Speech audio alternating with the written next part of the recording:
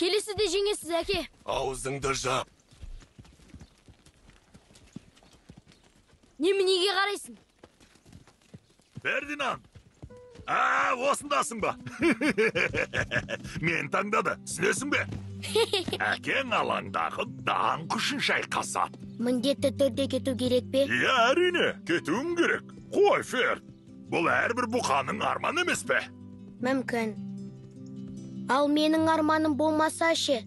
Енді,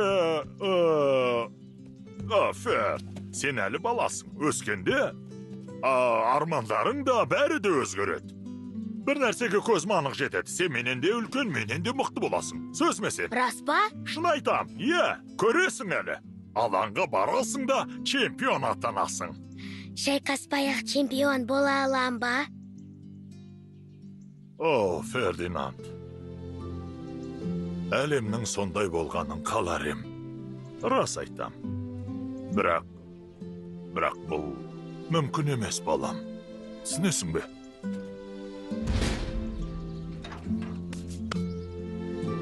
Жарайды. Мен кеттім. Сіз қайтып келесіз ғой, я? Не? Матадор мені жеңе алмайды, түсінікті ме? Түсінікті. Жеңген соң қайтып келемде саған бар әдісті үйретем. Тіпті құпия әдісті де.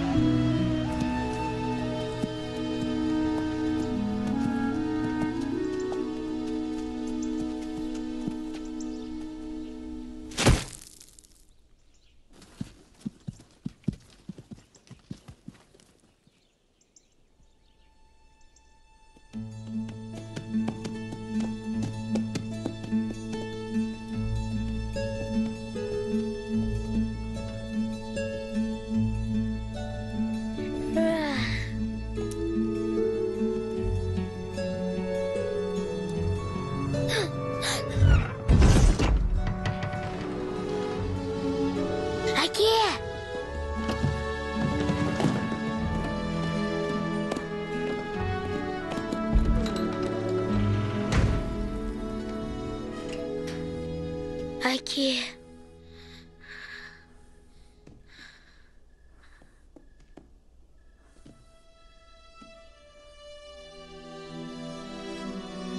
Айттым ғой. Ол әлсіз ет. Әлсіздер үнемі жеңіледі. Мықты болуың керек.